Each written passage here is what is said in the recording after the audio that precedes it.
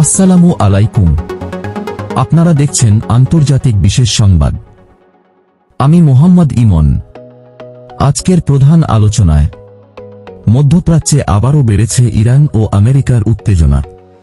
পারস্য উপসাগরে সামরিক তৎপরতা বৃদ্ধি, তেলবাহী জাহাজ চলাচলে অনিশ্চয়তা এবং বিশ্ববাজারে জ্বালানির দামের ঊর্ধ্বগতিতে নতুন করে উদ্বেগ তৈরি হয়েছে আন্তর্জাতিক অঙ্গনে।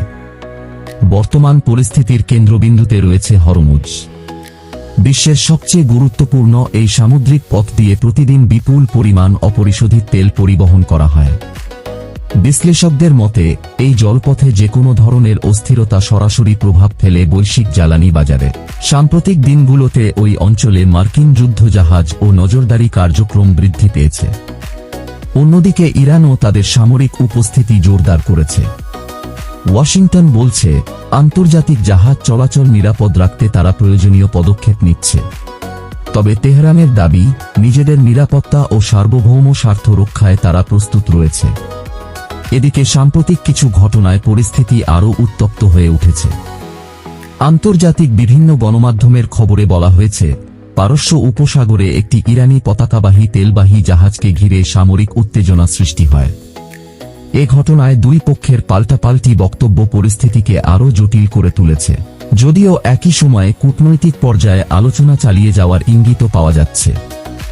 বিশ্লেষকরা বলছেন, একদিকে সামরিক চাপ, অন্যদিকে কূটনৈতিক আলোচনা, দুই কৌশলই এখন একসাথে ব্যবহার করছে উভয় পক্ষ। এরই মধ্যে বিশ্ববাজারে তেলের দাম বাড়তে শুরু করেছে, আর এর প্রভাব পড়ছে আমদানি নির্ভর দেশগুলোতে। বাংলাদেশও এর বাইরে নয়।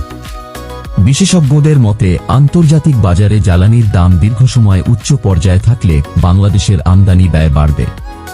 ফলে পরিবহন, বিদ্যুৎ এবং নিত্য প্রয়োজনীয় পণ্যের বাজারেও চাপ তৈরি হতে পারে।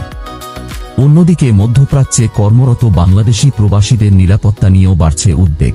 এই অঞ্চলে লাখ লাখ বাংলাদেশি কাজ করছেন। যদি পরিস্থিতি আরও খারাপ হয়, তাহলে তাদের জীবন ও কর্মসংস্থানে প্রভাব পড়তে পারে বলে আশঙ্কা করছেন সংশ্লিষ্টরা। কূটনৈতিক দিক থেকেও বাংলাদেশ এখন অত্যন্ত সতর্ক অবস্থানে রয়েছে। একদিকে পশ্চিমা বিশ্ব, অন্যদিকে মুসলিম দেশগুলোর সাথে ভারসাম্যপূর্ণ সম্পর্ক বজায় রাখার চেষ্টা করছে ঢাকা। পর্যবেক্ষকদের মতে, বর্তমান পরিস্থিতিতে বাংলাদেশের জন্য সবচেয়ে বড় চ্যালেঞ্জ হল জ্বালানি নিরাপত্তা, অর্থনৈতিক স্থিতিশীলতা এবং কূটনৈতিক ভারসাম্য ধরে রাখা। সবশেষে বলা যায়, ইরান ও আমেরিকার এই চলমান উত্তেজনা এখন শুধু মধ্যপ্রাচ্যের আঞ্চলিক সংকট নয়, বরং এটি বিশ্ব অর্থনীতি, জ্বালানি বাজার এবং আন্তর্জাতিক রাজনীতির জন্য বড় ধরনের অনিশ্চয়তার কারণ হয়ে উঠছে।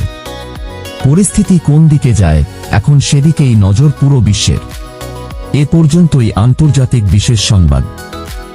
আমি মোহাম্মদ ইমন। সবাই ভালো থাকুন, সুস্থ থাকুন।